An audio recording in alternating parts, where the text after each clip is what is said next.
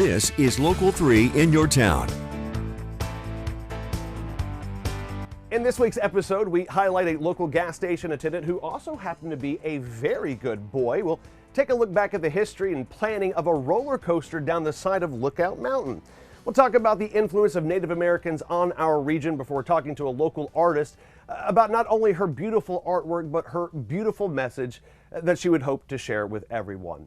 Thank you for tuning into this 30-minute edition of 3 in Your Town, where we celebrate the people, places, and things that make this area so unique and so wonderful. My name is John Martin, and we are coming to you from the archive room here at the Local 3 television station studios. And there's so much interesting stuff to check out here. We got tapes, we got film, we got scripts. In fact, when I was setting this up, I ran across a script back from 1991 where David Carroll talked about the dangers of tanning pills. Very interesting and important stuff. If you can't find it here, there's another place where I go to check out all sorts of history and things that are quite interesting. That would be the Downtown Chattanooga Library, the third floor of the Downtown Chattanooga Library, more precisely. That is their Historic Archives and Genealogy Department. You walk around there, you never exactly know what you're going to stumble upon, and that was certainly the case this week, as you're about to see in these next two stories. In this edition of Random Things You Can Learn About at the Library, I stumbled across a story of a four-legged service station employee who was not only a beloved member of the community, he was also a very good boy. Good morning. Do you wish the tank filled? Why, yes. Yes, fill it up. The year was 1975, and the era of the full-service fueling station was coming to an end.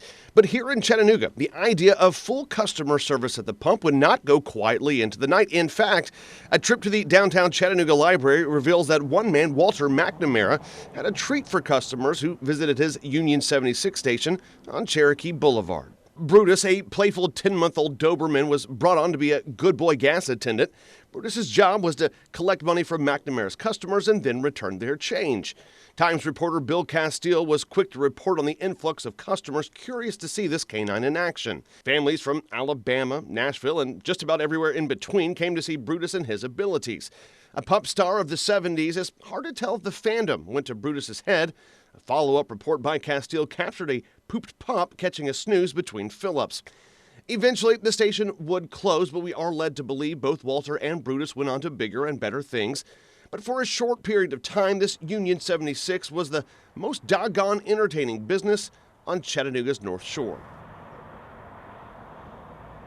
Brutus, the very good boy. All right, you're well aware here in Chattanooga we have things like duck boats, we have the incline, we have a lot of unusual ways to enjoy the outdoor amenities that make up the scenic city. Well, at one point, they were going to take that to the literal next level, a roller coaster down the side of Lookout Mountain. At one point in Chattanooga's history, there was a real conversation about constructing a roller coaster down the side of Lookout Mountain. Let's learn about that in this edition of Random Things You Can Learn About at the Library. Of course, in 1863, Lookout Mountain was the site of the Battle Above the Clouds, in which an uphill charge by Union brigades under General Joseph Hooker routed Confederate forces positioned along the summit. After the war, the setting and historical background made the site a natural tourist destination. At some point in the 1890s, the mountain attracted the visionary attention of entrepreneur Byron B. Floyd. In his view, at least, it was an ideal setting for the mammoth roller coaster pictured in this lithograph. Floyd's Rompo Frolique consisted of a pair of roller coasters, their tracks beginning and ending at the circular building shown in the bottom left of this picture. Customers seated in painted coaches can be ascending and descending on a network of tracks 9.5 miles in length, occasionally passing through tunnels hewn through the mountain. The whole was to be powered by the small brick plant just below the summit, its one stack belching just enough smoke to enliven but never spoil the view. The hotel and inn, though, at the top of Lookout Mountain turned out to be a financial drain, and investors were hesitant to undertake another costly endeavor. A fanciful, brief moment in time by the early 1900s, plans were abandoned and Floyd moved on to his next adventure. But instead, for a short period of time, we got to enjoy the alpine coaster down the side of Raccoon Mountain. All right, after the break, we're going to talk about Native Americans in this region and the lasting impact they made. Stick around. That's coming up on the other side of the break in this 30-minute edition, 3 in Your Town.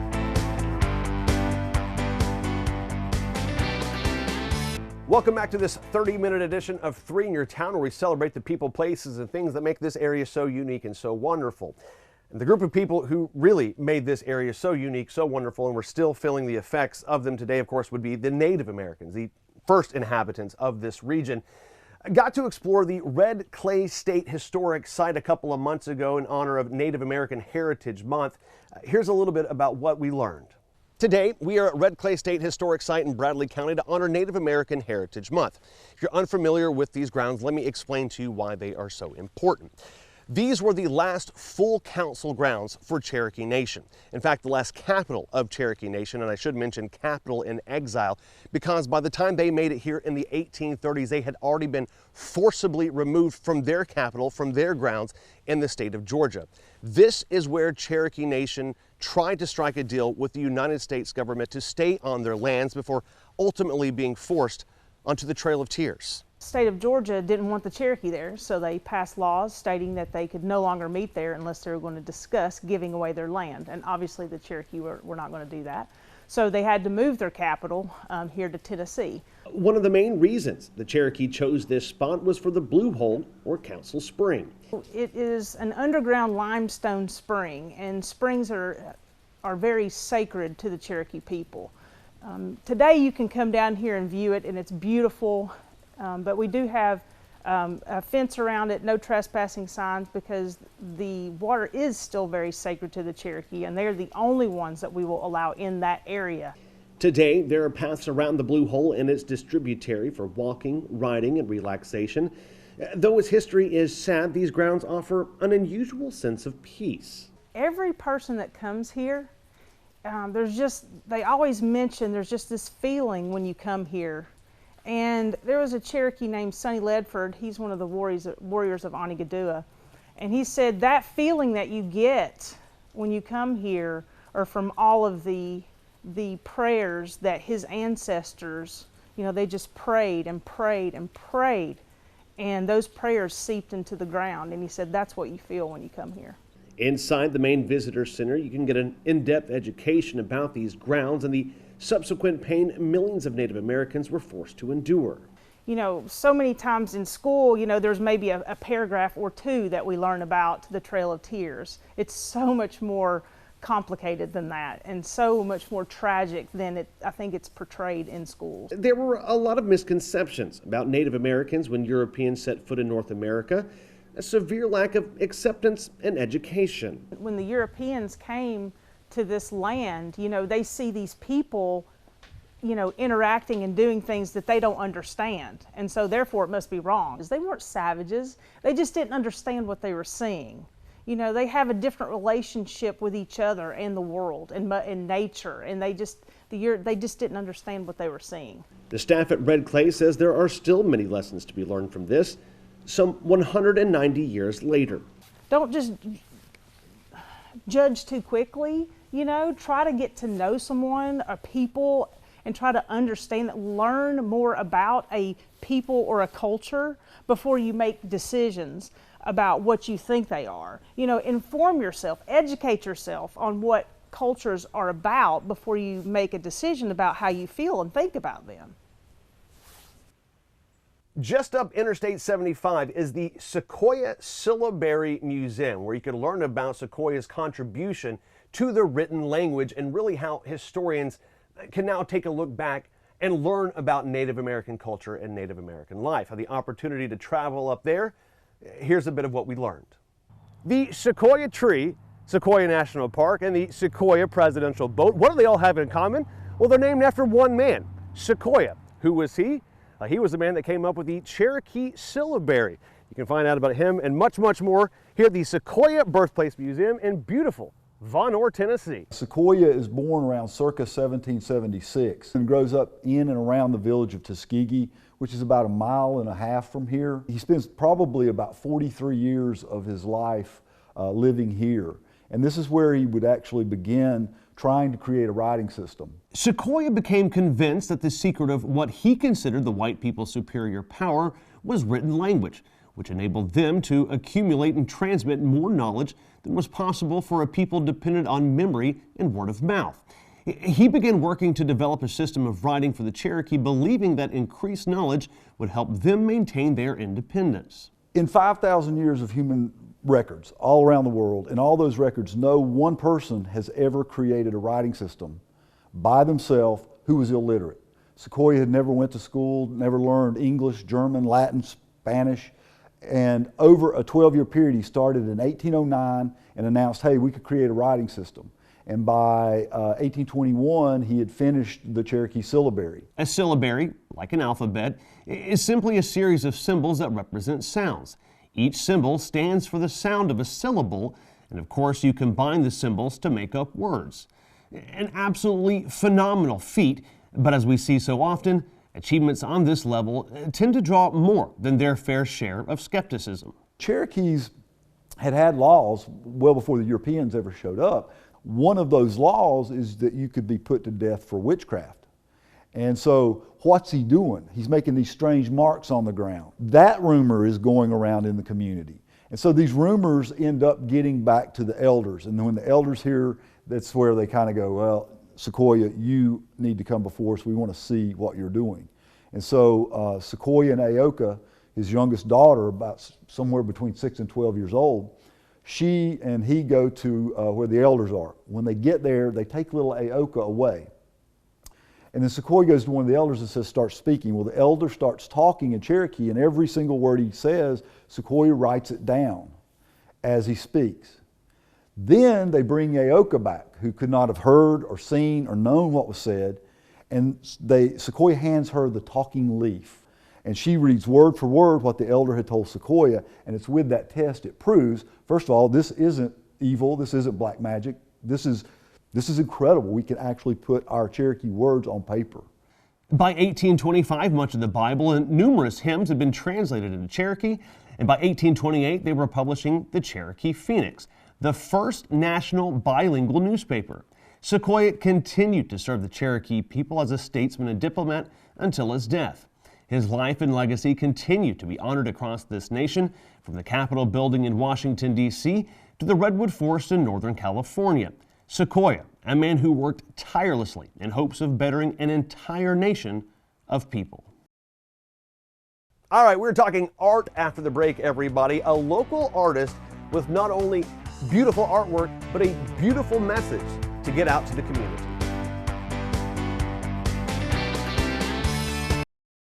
During lockdown, I'm sure a lot of you said, I'm gonna better myself. I'm gonna learn a new language. I'm gonna learn a new skill.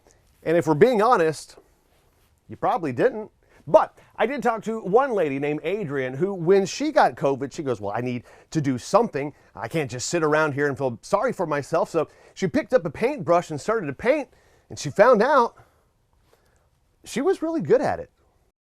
I've found a new purpose at 53, and I don't know where it's going to take me, but I'm not going to stop. A look around Adrian Powell's makeshift home studio would lead you to believe that this artist has been honing her craft for decades. But in fact, this skill was only brought to life in the past year as she first picked up a paintbrush during her COVID lockdown. Even before I started painting, I like to just kind of dabble in photography, and I would go out in the early morning and take these pictures. And so I had this picture that, anyway, I wanted to paint, so I painted it.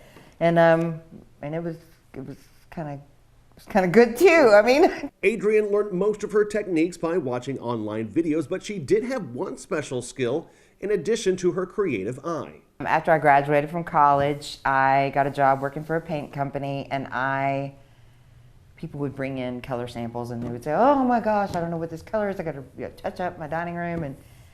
And so I learned how to mix colors and match colors before there was a computer that told you how to do that. And I've always had that ability to, see color. It's been a transformative journey for Adrian. A single mother working a stressful sales job, she was never truly able to put time into her own well-being. I mean, the stress level in my life right now is just fantastic. Everybody goes through struggles in life, and I think at this point right now in my life, it's probably the best that it's ever been. And it's a good time for me. And while her art is truly beautiful, it's her message that so many might need to hear. You are never too old to learn something new, or to start something new, or to put yourself out there and fail, you know, because I fail a lot. I got like a stack over there of failures. But every time I failed, I picked up a new canvas and I started all over again, and I kept going. If you check out John Martin 3 on Facebook, I have a link to her Facebook page. You can see some more of her art and how you can purchase it, support local artists, so forth and so on. Really is remarkable. Let's talk about another form of art where you can be the centerpiece. It's a selfie museum on Chattanooga's South Side. Of course, there are endless opportunities to take beautiful photographs in and around the scenic city, but you can go ahead and add one to the list. It's at the corner of Williams and 14th Street. It is the Chattanooga Selfie Museum. If you wanted to go around Chattanooga and get a bunch of cool selfies, you could totally do that. They are all over the place, but yeah, this is a place where you can come spend an hour and have things to post on your Instagram or whatever for the next month if you really wanted to do it that way. This selfie museum on Chattanooga's South Side offers more than 24 selfie rooms and walls that allow visitors an hour for branding sessions, professional photography, and all-around fun. You are the art at the Selfie Museum. They give you everything that you need to come in and be the art and create the art yourself, and then that is the art that's coming out of this museum. It's an ever-evolving space that allows for the changing and updating of themes and backdrops, but from day one, this place was more than full of a variety of options. Oh, when I was walking through the first time, I definitely, quickly took note of the fact that there was so much in such a little space. And the first time I saw it, it wasn't even as developed as it is now. It's pretty impressive for sure. For some, this may seem like a foreign concept, and that's okay. For others, though, this will be a destination, and the owners here are banking on that being the case. There are so few of these around the country. People will come here just for this museum. This is a destination, and then once you're here, there's so much other things in Chattanooga you can enjoy while you're here. But I believe that this kind of a business alone will bring people in from out of town so that they can come check it out and experience it. And yes, I believe that should be a cover, right said Fred, eat your heart out. After the break, we are headed back to the kitchen, and oh my goodness gracious, this one, and I mean this with my heart, one of the best recipes Claire and I have ever put together.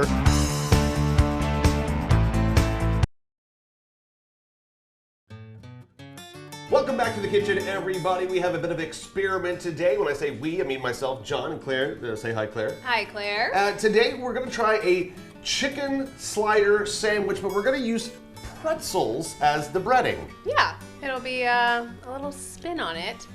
You kind of abandoned your low carb. That's not important, Claire. What is important is that we start right now, and if it's terrible, we still have time to make it to Taco Bell. Bowls, cutting board, and then a dredging thing here. If you don't know how to make fried chicken, here it goes. You're going to get your chicken, you're going to put it in the flour and the pretzel today, then you're going to dip in the egg, put it back in there, and then you fry it. We're going to use the air fryer. Over here, I'm going to be working on the sauce. It's a combination of diced pickles, mustard, hot sauce, and mayonnaise. Yum! Yum!